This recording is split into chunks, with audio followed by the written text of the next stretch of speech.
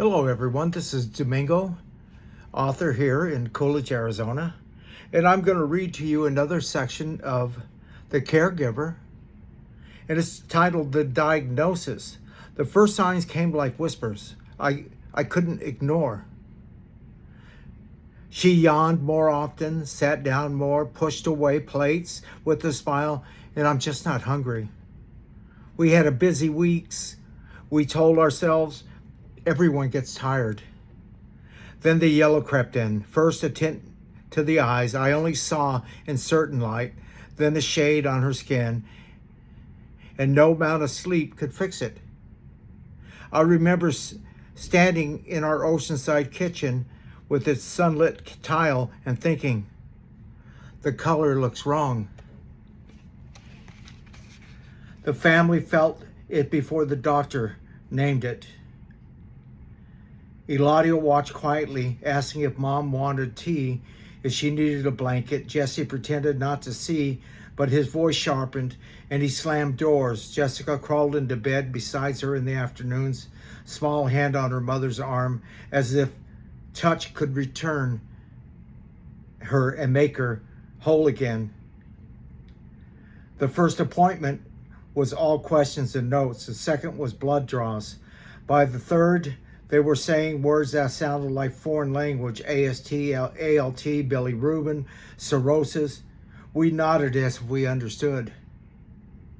The day of the results, the exam room was too bright. I held her hand. The doctor looked at the screen and then at us. Her liver is failing, he said. We need to talk about a transplant. It felt like the floor tilted.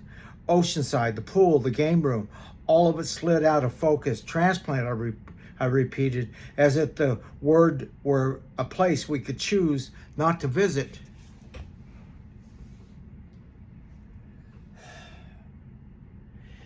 He explained the options. Watchful, waiting, wouldn't be enough. Medication could slow symptoms, but would never reverse the damage. The real path forward was evaluation for transplant, and that meant specialists and a bigger center. And that center became Mayo Clinic in Arizona. He said they can handle complex cases if we move quickly. On the drive home, the ocean was merciless, beautiful. We didn't speak much. She stared out the window. I watched the road and counted on God to be listening. That evening, we told the kids in the living room.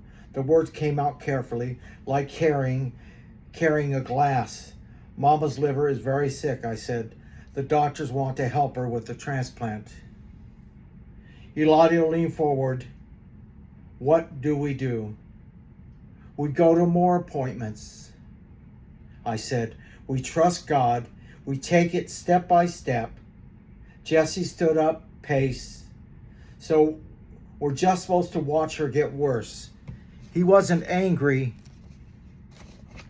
at her. He was 20 kinds of scared. Jessica climbed into her mother's lap and said, I'll help you. It broke me. Then came the machines of medicine, insurance approvals, referrals, more labs. I learned to read numbers I never knew existed. I learned what a MELD score was and how strangers could rank your chance at receiving an organ. I learned how music by heart. I learned how to hold music by heart, and that a polite voice could hide a hard no. The house became a staging area. A manila folder lived on the counter stuffed with test results, appointment cards, and my scribed questions. Phone calls came came during dinner. We ate cold food because it was more important to get the authorization number right than to catch a meal hot. At night, we fell asleep in the recliner.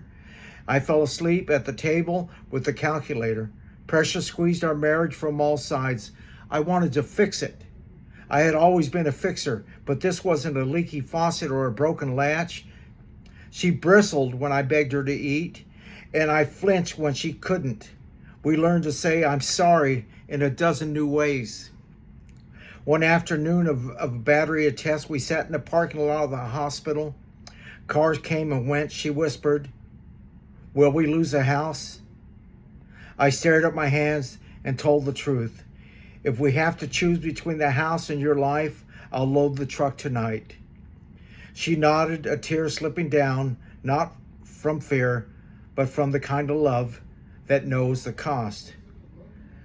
That night I walked backyard paths. I edged myself past palms we planted, past the pool that mirrored the sky. I listened to the ocean and told God I was afraid.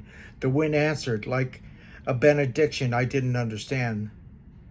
That was the day the storm began in earnest, the day we started trading dreams we built for a chance at breath. I'll stop there today and maybe continue tomorrow on that, but I have to know you guys are interested. And if you'd like me to get you the book, contact me at Domingos, Domingos, 1955 at yahoo.com. And I'll be more than happy to send you the book. Or you can find me at lavabug.com under Domingos Castillo. Okay, thank you guys very much, and I hope you enjoyed this part of the story.